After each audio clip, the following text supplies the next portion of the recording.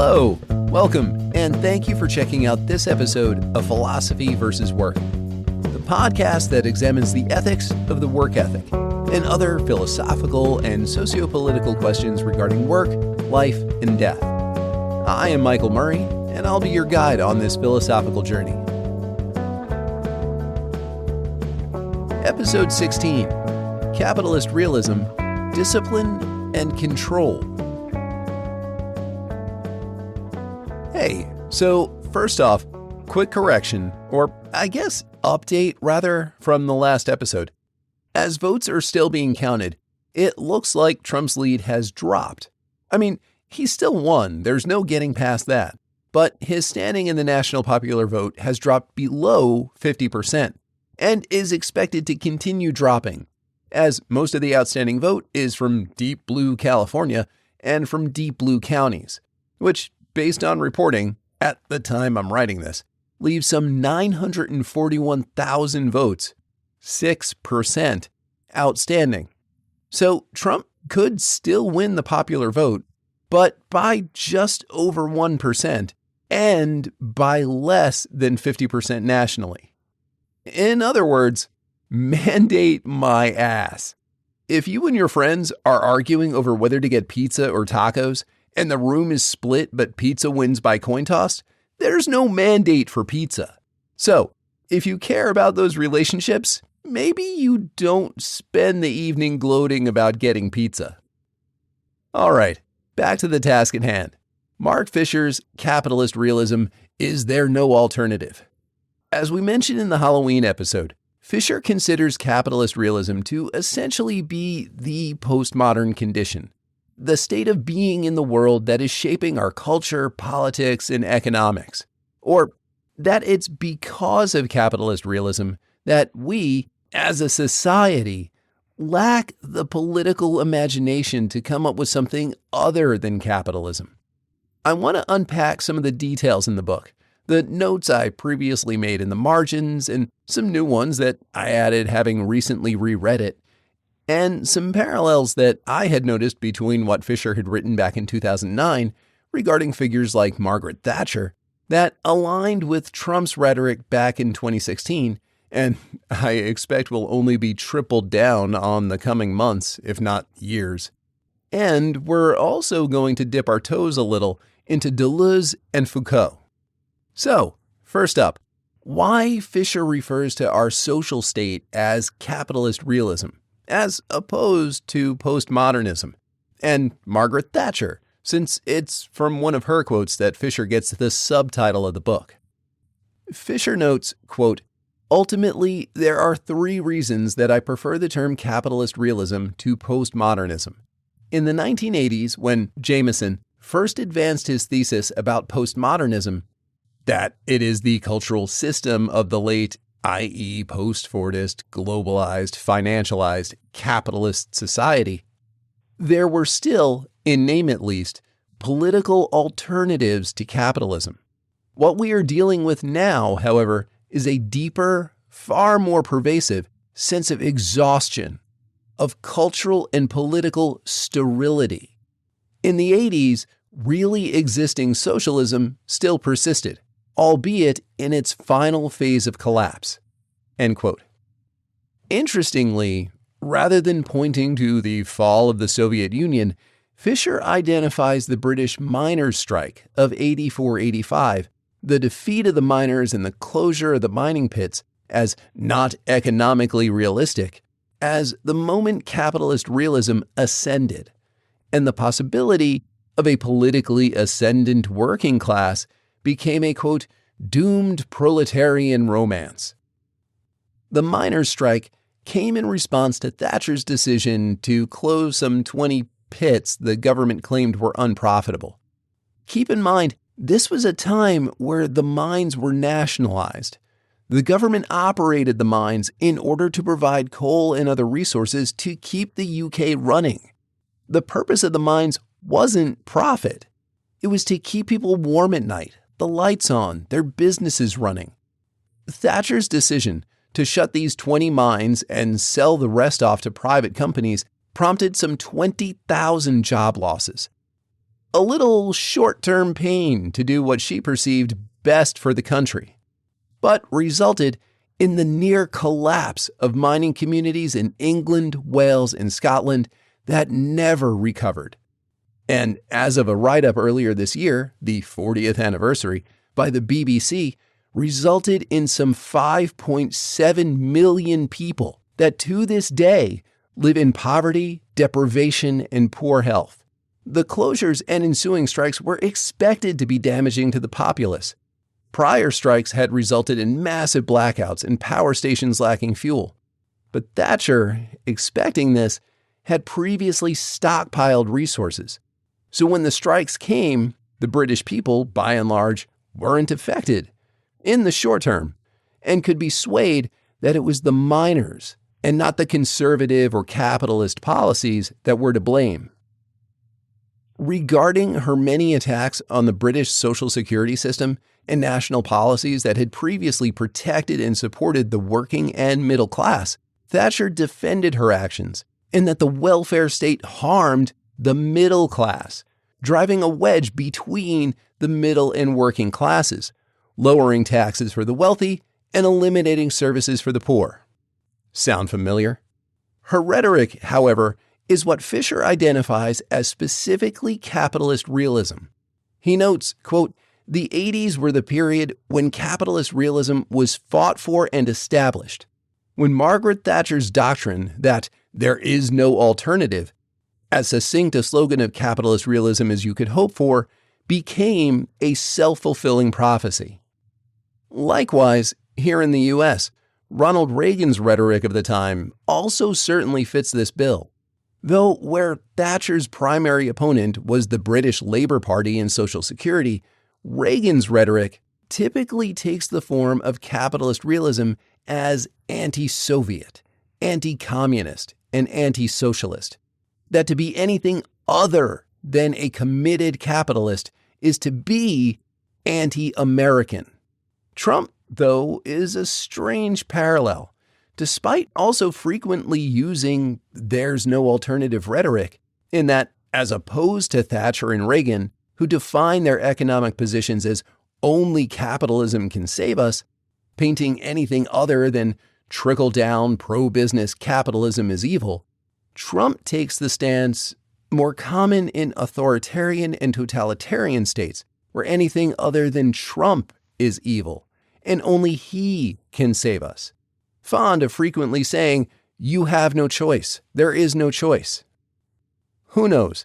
Maybe in some twisted way, Trump is the path to getting to something beyond capitalist realism. His announced cabinet picks seem to point to a shock and awe policy stance, going all in on policies that would have been extreme for even Reagan and Thatcher, that, if they don't succeed, will fail spectacularly. One self-made crisis after another until they burn themselves out. Now, crisis is itself a double-edged sword, and one that lets us dip into some related theory, with Marx and Hegel and Deleuze. Notes Fisher, quote, "For all that we know, the authoritarian measures that are everywhere in place could have been implemented with a political structure that remains, notionally, democratic," end quote. Take, for example, the Patriot Act in the U.S. and the still active Guantanamo Bay detention facility.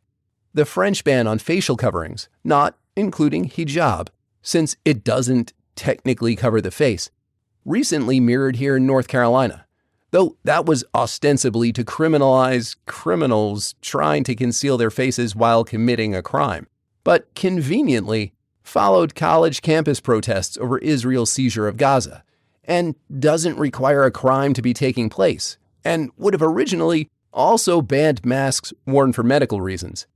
The English prevent strategy that massively expanded state surveillance into Muslim communities, the EU's implementation of biometric surveillance, facial image and fingerprint capture for citizens traveling across the previously open Schengen borders, most of continental Europe, expanded in 2017 to apply to anyone traveling through the EU.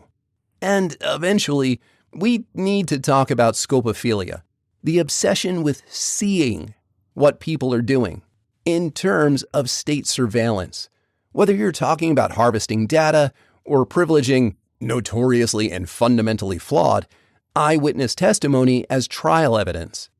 If you're interested in doing some reading on this topic, I strongly recommend Deleuze's essay, Postscript on the Societies of Control, which is a response to Michel Foucault's Disciplinary Society, in his text, Discipline and Punish. Foucault also sets the argument up in his essay, Body Power, in Power Knowledge, and it's a common through line for him that power evolved from the sovereign state to the disciplinary state, and eventually to what he'll refer to as biopower. Fisher also makes reference to the Deleuze essay, so we will too shortly. And I'd also recommend Guy Debord's Society of the Spectacle. On crisis and the nominally democratic implementation of authoritarianism, Fisher continues, quote, "The war on terror has prepared us for such a development. The normalization of crisis produces a situation in which the repealing of measures brought in to deal with an emergency becomes unimaginable." And then asks, when will the war be over? End quote. Already, Donald Trump is talking about implementing a state of emergency so that he can mobilize the federal military, not, we should note, the National Guard, within the U.S. to assist in mass deportations. Now, this would be, in theory, illegal. Following the Civil War, Congress passed the Posse Comitatus Act, prohibiting the employment of the military, originally just the U.S. Army. But it's since been expanded to include all branches, including the Space Force, as law enforcement. While there was an exception carved out during the Bush administration for the war on terror, that exception was repealed entirely in 2008. So a simple state of emergency no longer enables the president to do so. Now, I say illegal in theory for a couple of reasons. One, the act doesn't explicitly call out the office of the president, which, for the purposes of this current Supreme Court, is likely material. Despite the president being the commander-in-chief and the language of the act stating, quote, "Whoever willfully uses any part of the," well, at that point it said army, but we'll just say military, "to execute the laws." 2. The act caveats that employment of the military for law enforcement can be done under the explicit authorization of Congress. Now, George W. Bush managed to circumvent congressional authorization of a declaration of war through ongoing use of force authorizations for the entirety of the war on terror. And while I suspect the Senate may be a bit more institutionally aligned with Thune at the helm, I doubt Trump will get any such trouble from the House in authorizing military use. The act also places the Secretary of Defense in charge of any and all regulations and authorizations for military personnel to engage in any, quote, "search, seizure, arrest, or similar activity," end quote, otherwise prohibited by law, which I doubt Trump will get anything less than zealous compliance with his position from a Secretary Hegseth. That all said, if Congress were not to authorize Posse Comitatus, use of the military for law enforcement, which would be required to employ the military to round up and deport immigrants, note, despite all of the media about immigration rights groups and attorneys gearing up to deal with this, Trump has never said a word about allowing these people a chance through the legal system. He's only ever talked about rounding them up and shipping them out, as though due process doesn't exist. And if he decides to employ Guantanamo Bay as a temporary housing facility, which he could probably do using the military to round up immigrants, you can bet there won't be any deportation trials. If Congress doesn't authorize it, the act explicitly identifies such an action as a misdemeanor, facing fines up to $10,000 and up to 2 years in prison. If Trump were to do this and be impeached, again, say following the midterms, there'd be no question as to whether he committed a, quote, high crime or misdemeanor in the process. But the normalization of crises in capitalist realism goes well beyond any political administration's behaviors or acute geopolitical incidents. Just take the regular boom and bust cycle of stock, i.e. capital, markets. What goes up must come down. If you look at the market crashes of 1929, the Great Depression, 1987, Black Monday, 1990, the Iraq War recession, 2000, the dot-com bubble, 2001, the 9/11 crash, 2007 through 2010, the Great Recession, with 4 individual crashes and bear markets in the mix, the 2020 COVID-19 crash. And this is just some of the most recent crashes.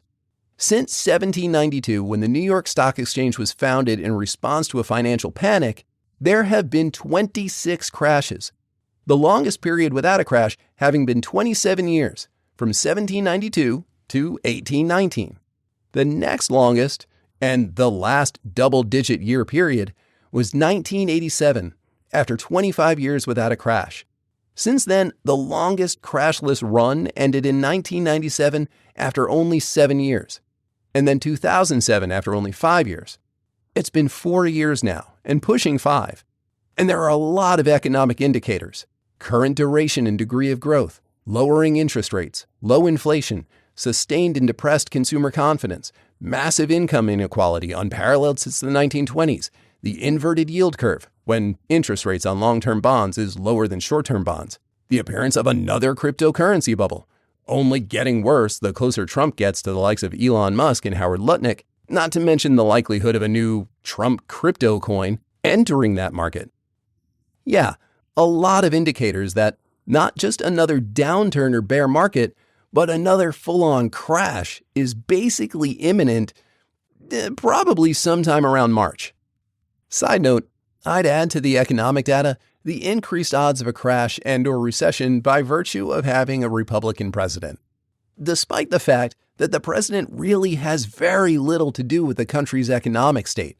Since the modern market era, from the crash of '29 to today, where Republicans flipped from Teddy Roosevelt's anti-monopoly progressive economic position to Hoover's pro-business, anti-union, pro-financialization position, there have been 8 crashes under both Democrats and Republicans.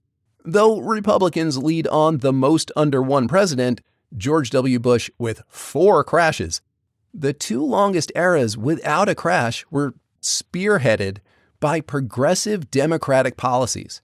24 years from FDR to JFK, 1938 to 1962, and 25 years from JFK to Ronald Reagan, 1962 to 1987. FDR's New Deal resulted in 2 crashes in 54 years, compared to trickle-down supply-side Reaganomics, which has produced 13 crashes in 44 years. Not including 2020. COVID is just too obvious and tremendous an outside influence to pretend that was any kind of typical market crash.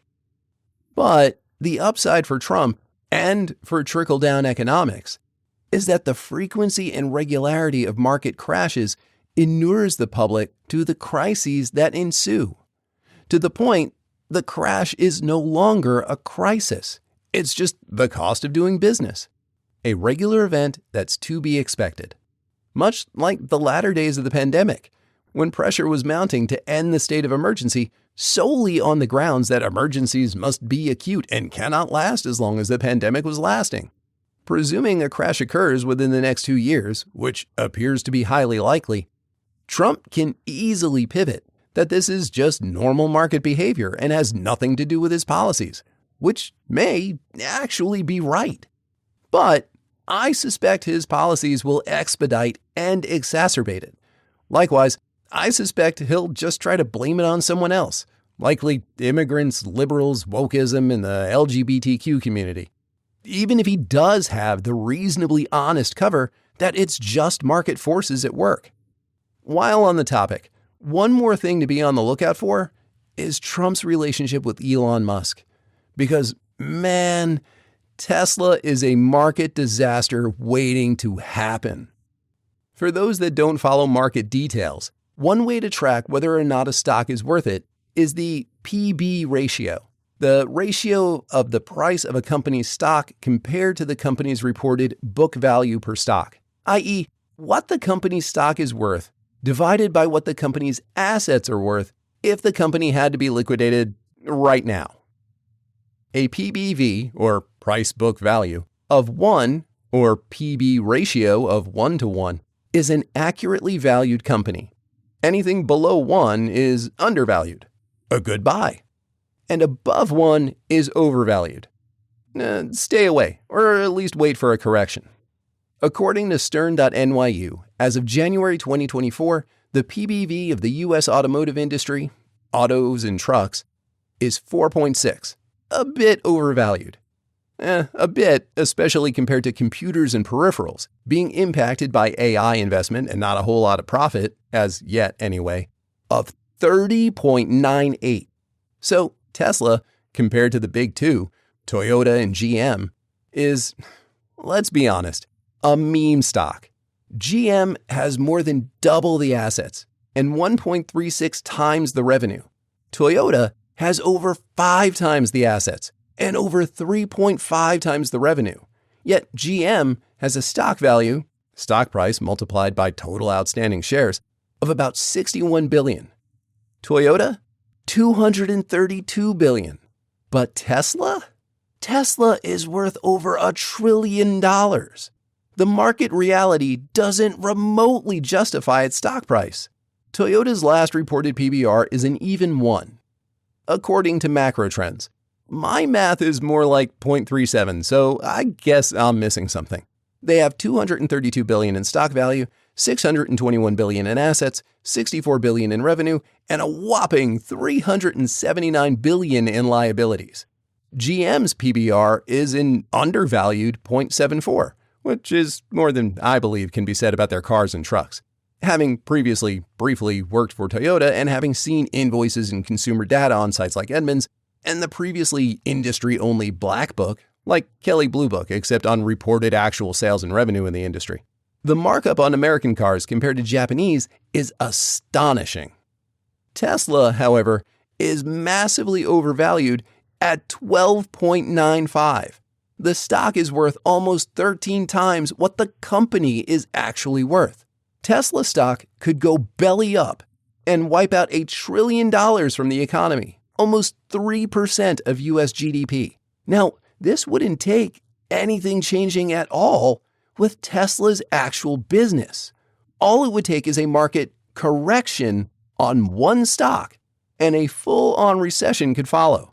Now, granted, the market has put automated processes in place to prevent this from happening. So there's a little capitalist realism for you. Even correcting the market according to capital's own terms is prevented by the market because of the disruption it could cause to itself. And with Musk, who I can only imagine is at least smart enough to know he's massively overvalued, cozying up to Trump, as transactional a human being as may have ever existed, you can bet Musk will be jockeying for administration and tax policies that will cement his wealth before such a market correction can happen. Whereas, on the one hand, as Fisher points out, the constant state of crisis, such as the war on terror, produces a social mindset of the impossibility of repealing the measures instituted to deal with the initial or acute crisis. Take, for example, eliminating TSA security checkpoints or body scanners or pat-downs or baggage and phone content searches, etc., put in place in the aftermath of 9/11, despite the fact that not once, ever, has the TSA actually discovered a threat. They have apprehended a few after having been notified of the potential threat by local police or the FBI, but they have never actually proactively discovered and apprehended a threat. On the other hand, the constancy of state of crisis also inures people to the sense of threat. For example, the almost shocking speed at which people were ready and willing to abandon face coverings and social distancing by late 2020, fueled by the rhetoric from Trump and Fox News, despite the ongoing crisis and a fourth quarter upswing that jumped up to about 20,000 COVID-related deaths per week in December 2020. Using the neo-noir works of Frank Miller and James Ellroy as examples, Fisher, also citing Mike Davis, American writer, activist, and critical theorist, on Ellroy, notes, quote, "There is no light left to cast shadows. and evil becomes a forensic banality. The result feels very much like the actual moral texture of the Reagan-Bush era, a supersaturation of corruption that fails any longer to outrage or even interest. Yet, this very desensitization serves a function for capitalist realism.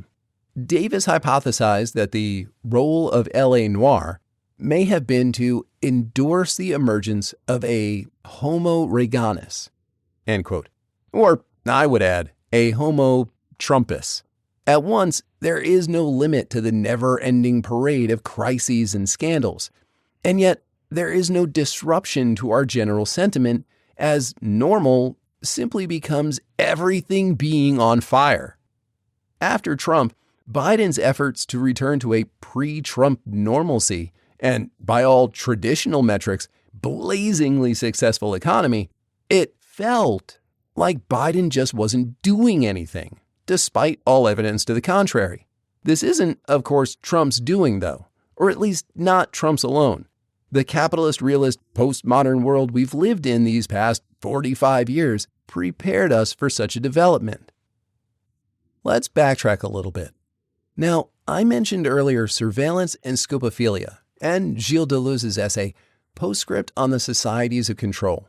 And I think what Foucault and Deleuze have to say about how power and capitalism are exercised in society and over and in bodies is pretty crucial to understanding how capitalist realism functions as deterministic, how it becomes our social ontology. Fisher notes in a section regarding British students' quote, reflexive impotence, how their political disengagement, rather than responding to politics with apathy or cynicism, is one of impotence. Quote, they know things are bad, but more than that, they know they can't do anything about it. But that knowledge, that reflexivity, is not a passive observation of an already existing state of affairs. It's a self-fulfilling prophecy. End quote. Foucault and Deleuze help explain how we get here. So, a quick word about the evolution of power, about Foucault and discipline and Deleuze and control. We'll get into these in more detail sometime later. I mean, as far as the entire podcast. Right now, my thinking is to move from Utopia to history and from there to power.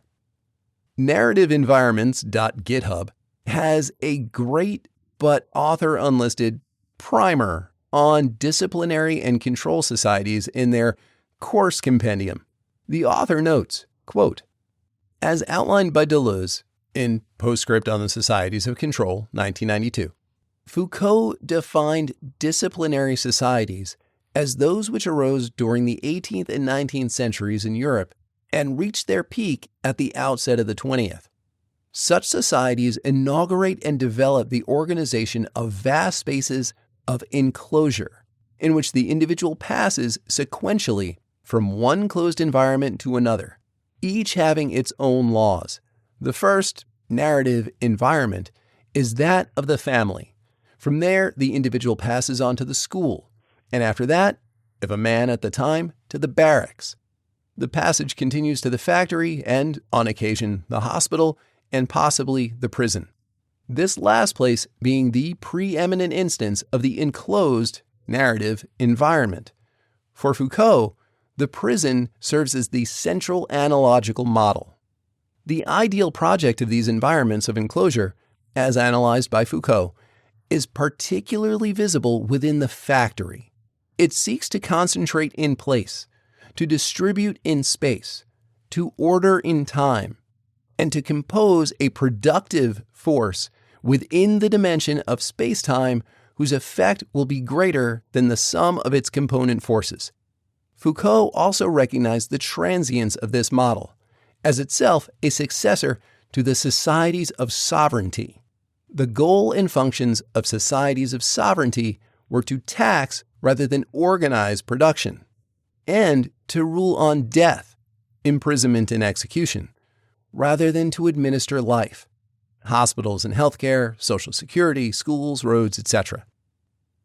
This prior transition took place over time with Napoleon seeming to effect the large-scale conversion from one kind of society to the other. However, in their turn, the disciplines underwent a crisis to the benefit of new forces that were gradually instituted and which accelerated after World War II. A disciplinary society had ceased to be dominant. End quote. One of the greatest examples of the evolution of disciplinary enclosure, and Fisher points to this as well, in the workplace is the Fordist factory. Ford didn't simply revolutionize the factory with the assembly line. He transformed working people into working subjects. Labor was simply another form of the machine of production. Ford's emphasis on efficiency analysis of the work done down to the smallest detail, to see what could be automated and what needed to be done manually simultaneously, reduced his workforce to a series of single-function tasks and dumbed down as much as possible to make for quick and easy replacement by any other body off the street. And he convinced his workforce this was actually a good thing by increasing their pay. The assembly line model dramatically reduced the cost of production, from which he could reduce the cost of the finished product. And while the vast majority of the profit went to Ford himself, side note, from day one, Ford vehicles have been shockingly overpriced compared to the cost of production. To this day, take for example the top-selling Ford F-150 and comparable Toyota Tundra. At base, Edmunds lists the F-150 XL regular cab at MSRP $38,960 and a suggested buy price of $36,367. Now, best I could find, the profit, I couldn't find anything on actual production cost reported by Ford. To Ford, not even the dealer, at this price is somewhere around $10,000 to $13,000.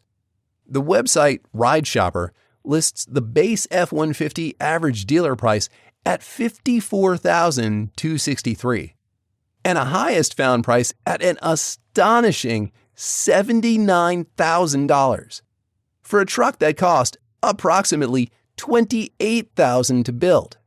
Compare that to the base model Tundra. Now, I did find approximate invoice MSRP and suggested buy price for this on Edmunds. MSRP $43,865, $5,000 more. Suggested buy $41,046, about $4,700 more. An invoice $40,714, around $11,000 to $14,000 more. The brief time I worked for Toyota, it never ceased to amaze both buyers and new sales staff that had come from Ford. Turnover in a dealership is bonkers. How much more Toyota charged and how much less Toyota was willing to discount than Ford. But to Toyota, Ford isn't considered a competitor. It's like Nordstrom's competing with the dollar store. Previous Ford sales staff were astonished at the volume Toyota sales staff were pushing. If you couldn't move 15 to 20 vehicles a month, you were done for. Whereas at Ford, a high volume month might be 5 units. But those same 5 units netted as much or more in commission than the 20 Toyotas. I once sold a brand new 2007 Prius. All we discounted was the floor mats. And since they were another salesman's lead, I had to split the commission. After working with that couple for 7 hours, including 2 hours past the time the dealership closed, I made $75. All from the base fee of moving a new unit. The sale actually lost money. There was no commission. All right, back to Ford. Beyond revolutionizing how factory work was done, he used a small portion of his massive profits to pay his workers dramatically more than anyone else in manufacturing, creating a middle class. A working class that had far more income than the rest of the workers, but less than the wealthy, leisurely, bourgeois class. And on top of that, he created a sense of indebtedness in his workers. They knew they had nowhere else to go that would pay as well, and they knew they were easily replaced. Ford was employer and savior. Okay, back to Foucault. Now, the GitHub article's author refers to Foucault's comments regarding changes in the application and places of power and enclosure through the 18th and 20th centuries from his essay Body Power in Power Knowledge, Selected Interviews and Other Writings, 1972 to 1977. But I think the following passage from The Body of the Condemned, from Discipline and Punish, The Birth of the Prison, 1975, provides better detail and nuance, and sets up Deleuze's and Fisher's argument better. Foucault states, quote, "But we can surely accept the general proposition that, in our societies, the systems of punishment are to be situated in a certain political economy of the body. Even if they do not make use of violent or bloody punishment, even when they use lenient methods involving confinement or correction." End quote. But, he continues, "But the body is also directly involved in a political field. Power relations have an immediate hold upon it. They invest it, mark it, train it, torture it, force it to carry out tasks, to perform ceremonies, to emit signs. This political investment of the body is bound up in accordance with complex reciprocal relations, with its economic use. It is largely as a force of production that the body is invested with relations of power domination. But, on the other hand, its constitution as labor power is possible only if it is caught up in a system of subjection, in which need is also a political instrument meticulously prepared, calculated, and used. The body becomes a useful force only if it is both a productive body and a subjected body." End quote. Note, need is critical to the proper functioning of the subject worker. It's not only against the employer's best interest to pay the worker well, it's against the capitalist society's interests. Because if the worker had no need, if they were financially independent, whether by possession of wealth or by the elimination of money and labor classes, the individual would have no reciprocal need to work in order to provide for the basic needs of subsistence. The worker must be kept in a position of need in order to remain a worker. From here, Foucault begins to lay out ideas regarding a political technology of the body, which he'll come to call biopower. If you've heard of Foucault's work, you're probably at least nominally familiar with biopower and his critique of neoliberalism. Now, what Foucault sets up in terms of the history and evolution of state power, from sovereignty to discipline, his friend and colleague Deleuze picks up and notes even this is already out of date. We're no longer in a disciplinary society, but a control society. His essay here is largely a response to Foucault, though coming 6 years after Foucault's death. Foucault and Deleuze were both active at the same time as philosophers and activists.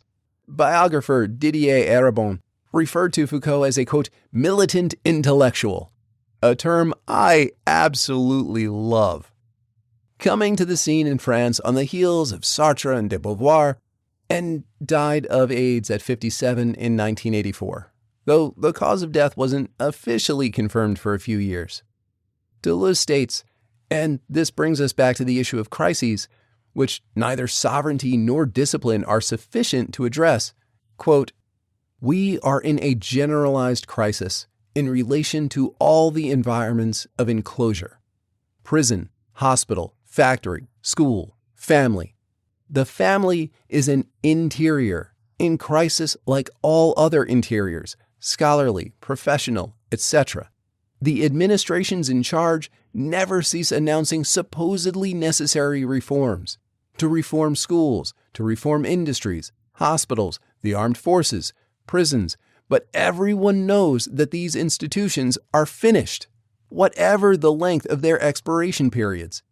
It's only a matter of administering their last rites and of keeping people employed until the installation of the new forces knocking at the door. These are the societies of control, which are in the process of replacing the disciplinary societies." End quote. We are no longer enclosed within the factory, the school, the panopticon prison, hell, even the office.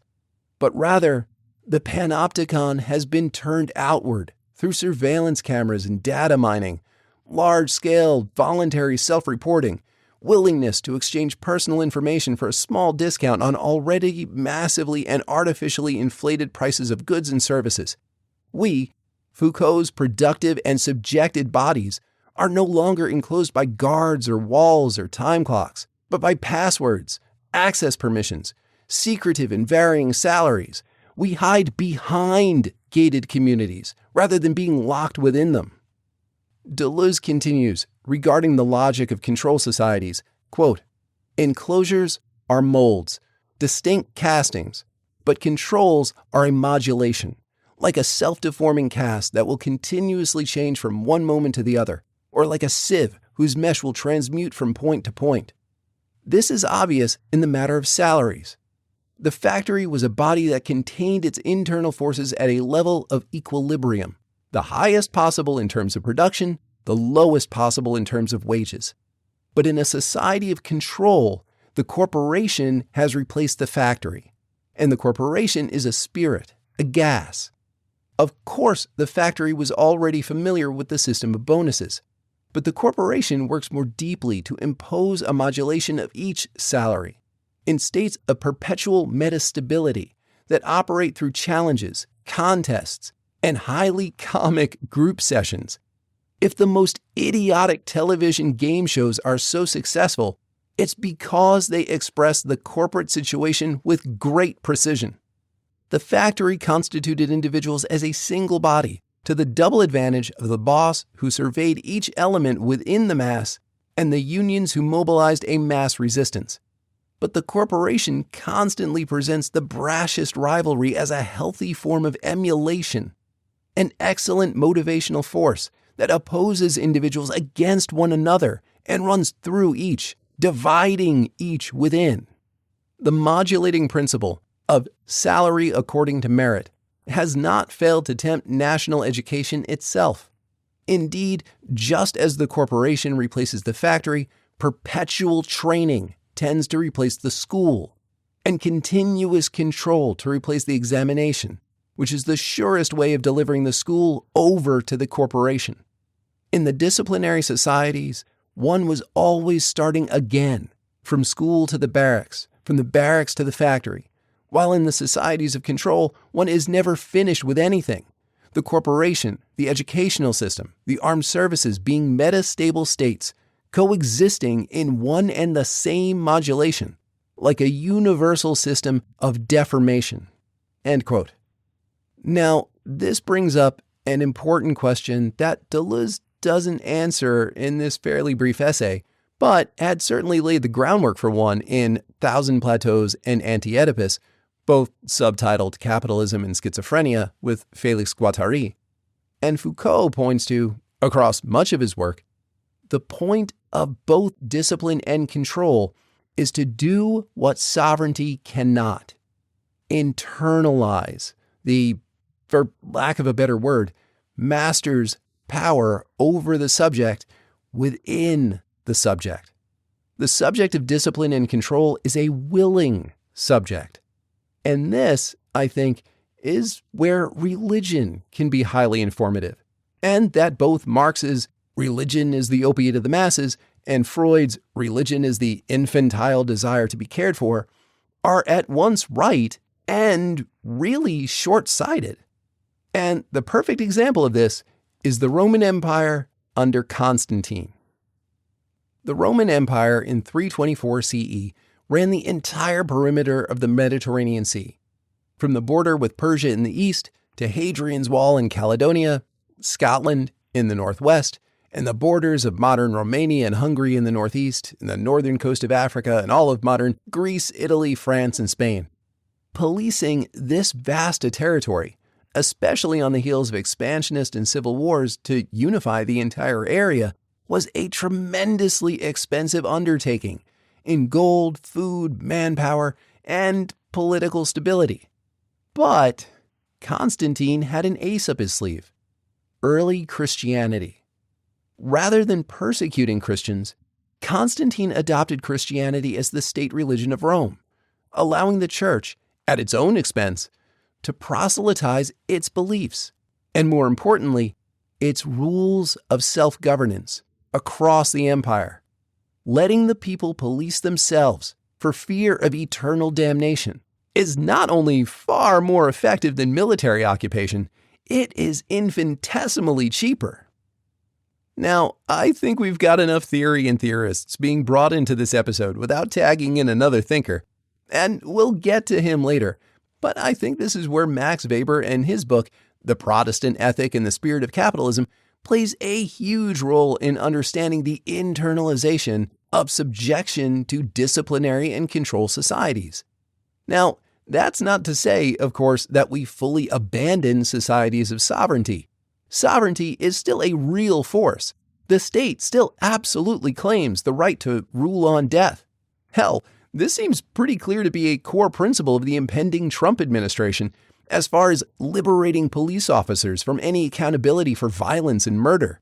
Rather, I think it makes sense to think of these forms of society as overlaying in a not dissimilar way to how Freud describes the id, ego, and superego of the self. That, similarly, the state is the primary sovereign, the disciplinary, and the control power.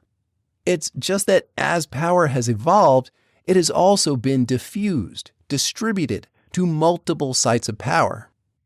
Okay, let's get back to Fisher before wrapping this up. I've gone on quite a bit already and only scratched the surface of a pretty small book. I recommend checking it out. It's less than 100 pages, and depending on how quick of a reader you are or how much time you have, it can pretty easily be knocked out in a day or two. I want to touch on a last couple of ideas. Some other things like Fordism we'll come back to when we get to history, or capitalism and mental states and pathologization, and ideas like depressive hedonia. We'll hold off until we get to capitalism and schizophrenia, and Freud's civilization and its discontents. Side note, if you want a solid crash course on Freud, check out the Freud episode on the podcast, European Intellectual History Since Nietzsche. This podcast is a recording of the lectures from a class of the same name taught at Yale by Professor Marcy Shore in 2023. And things like the changing landscape of discipline and control in the workplace we'll revisit when we get to a more in-depth look at Foucault and Deleuze in the upcoming section on power. I'm thinking I may bring Fisher back into the conversation too, again, after we talk about neoliberalism. I want to return to the idea that capitalist realism functions such that there is no alternative to capitalism. Fisher notes that, quote, "For most people under 20 in Europe and North America, the lack of alternatives to capitalism is no longer even an issue. Capitalism seamlessly occupies the horizons of the thinkable," end quote. Whereas punk rock and protest, avant-garde art, subversive stand-up comics, and bohemian counterculture once provided a space for resistance and imagination, they've been transformed into productive niches within capitalism.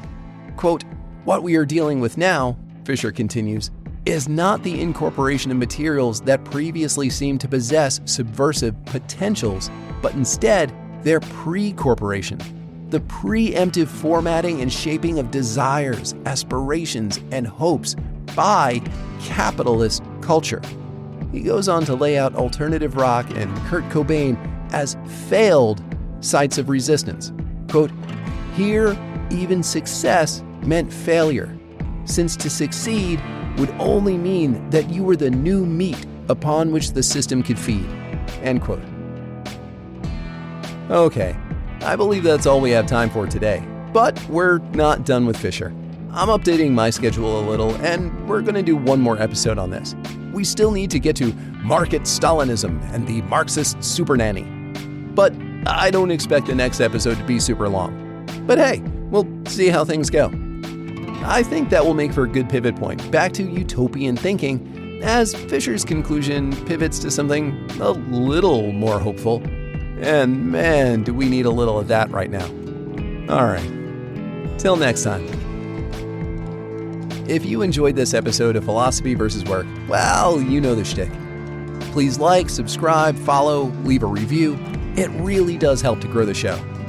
You can stare all you want into the algorithm, but it doesn't stare back without likes and subscribes. Don't forget to check out the show notes for details on any authors, texts, etc. referenced directly in this episode. If you find the project valuable, consider supporting the channel. Or maybe you're feeling generous and just want to support my coffee habit, or keep Keo in catnip. Either way, links to support the channel are in the doobly-doo below. Thank you.